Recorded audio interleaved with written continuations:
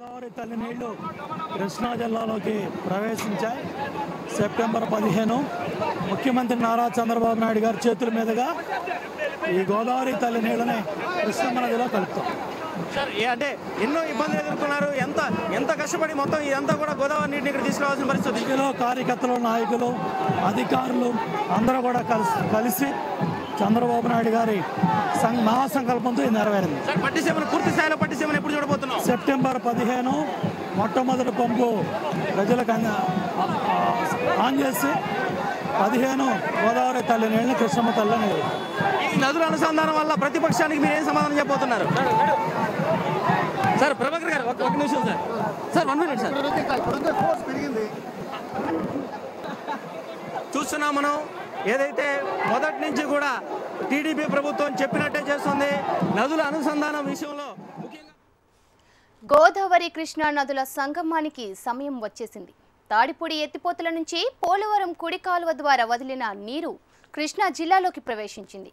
పల్లెర్లముడికి ప్రస్తుతం గోదావరి చేరింది. పూజలు పూర్ణ కుంభంతో స్వాగతం పలికారు మంత్రి దేవినేని ఉమామహేశ్వరరావు. తాడిపూడి ఎత్తిపోతల నుంచి ప్రస్తుతం 600 క్యూసెక్కుల నీరు కృష్ణా జిల్లాలో చేరింది.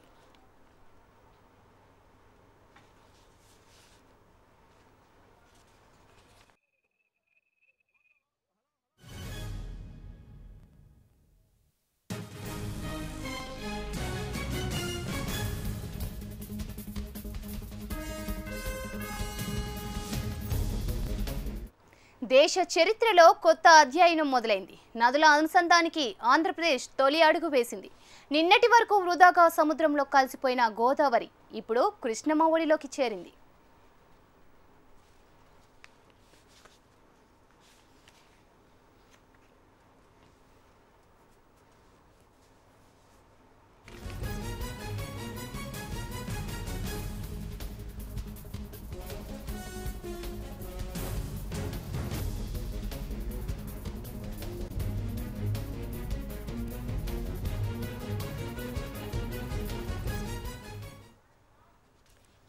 పట్టిసీమ ఎత్తిపోతల నుంచి ఈ నెల 15వ తేదీన గోదావరి జలాలను కుడి కాలువలోకి విడుదల చేయాలని ప్రభుత్వం లక్ష్యంగా పెట్టుకుంది.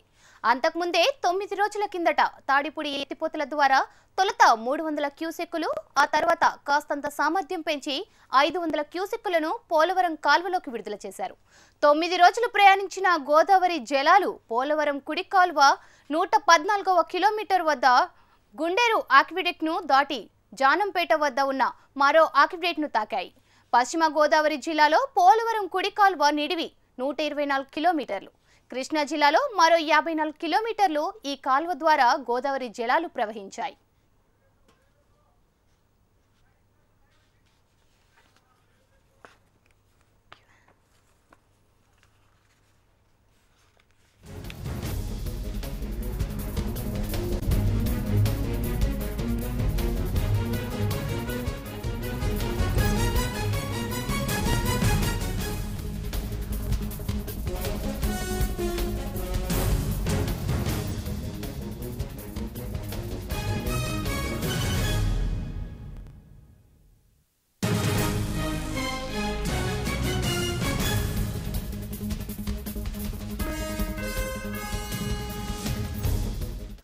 పట్టిసీమ ఎత్తిపోతల నుంచి ఈ నెల 15వ తేదీన గోదావరి జలాలను కుడి కాల్వలోకి విడుదల చేయాలని ప్రభుత్వం లక్ష్యంగా పెట్టుకుంది.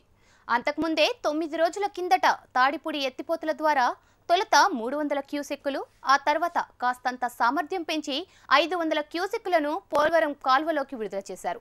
9 రోజులు ప్రయాణించిన గోదావరి జలాలు పోలవరం కుడి కాల్వ 114వ కిలోమీటర్ల వద్ద గుండేరు ఆక్విడేట్ను దాటి జానంపేట వద్ద ఉన్న మరో ఆక్విడేట్ను తాకాయి. పశ్చిమ గోదావరి జిల్లాలో పోలవరం కుడి కాలువ నిడివి 124 కిలోమీటర్లు. కృష్ణా జిల్లాలో మరో 54 కిలోమీటర్లు ఈ కాలువ ద్వారా గోదావరి జలాలు ప్రవహించాయి.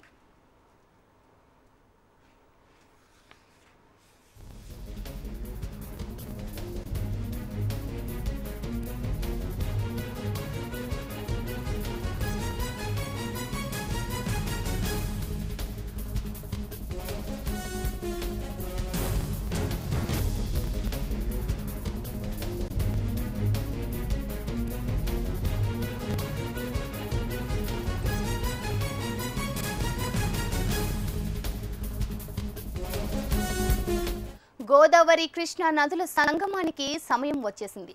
తాడిపూడి ఎత్తిపోతల నుంచి పోలవరం కుడి కాల్వ ద్వారా వదిలిన నీరు కృష్ణా జిల్లాలోకి ప్రవేశించింది.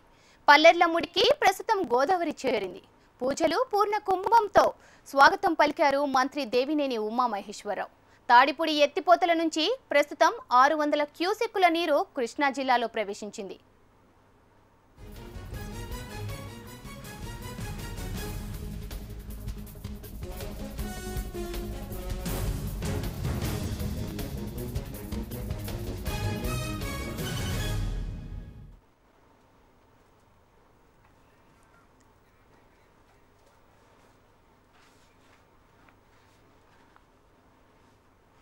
కాళోజీ జయంతి ఉత్సవాల్లో మంత్రి కడియం మాట్లాడుతున్నారు. ప్రస్తుతం ఆ లైవ్ చూద్దాం.